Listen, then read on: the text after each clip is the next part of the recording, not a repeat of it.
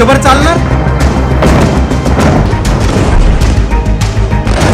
Mossad उलथवणार खामेनींची सत्ता?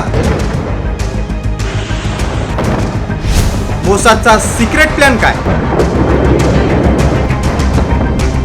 Iran आणि Israel America यांच्यातील युद्ध आता नव्या वळणावर आले.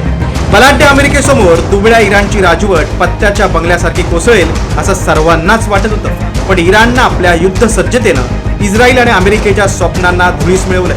शक्तीपेक्षा युक्तीवर भर देणाऱ्या इराण सारख्या देशात सत्ता पालट करणं दोन्ही देशांसमोर कठीण होऊन बसलंय. अशातच आता नवा इंटेलिजन्स रिपोर्ट आलाय.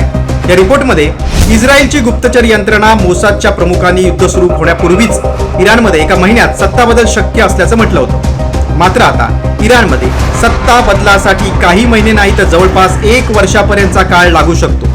इतकंच नाही तर मोसादचे प्रमुख डेव्हिड बर्निया यांनी इस्रायली कॅबिनेट समोर युद्धाचे संभाव्य परिणाम मांडतानाच 3 आठवड्यानंतरही इराणमध्ये खामेनींची पकड कायम असल्याचं म्हटलंय.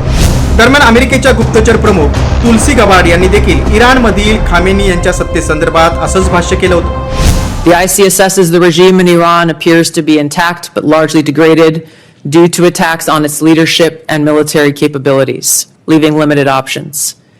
Iran's strategic position has been significantly degraded. त्यामुळे इतक्या दिवसानंतरही इराणला झुकवणं शक्य झालं नसल्याची कबुली इस्रायलने दिली आहे. आखाती युद्धाला अजून महिनाही पूर्ण झालेला नाही तरी देखील अर्ध्या जगावर इंधन टंचाईचं संकट ओढावलंय. आता जर इराणच्या सत्तांतरापर्यंत युद्ध सुरू ठेवलं तर तोपर्यंत संपूर्ण जग वेठीस धरलं जाण्याची शक्यता अधिक आहे. ब्युरो रिपोर्ट, साम टीव्ही न्यूज.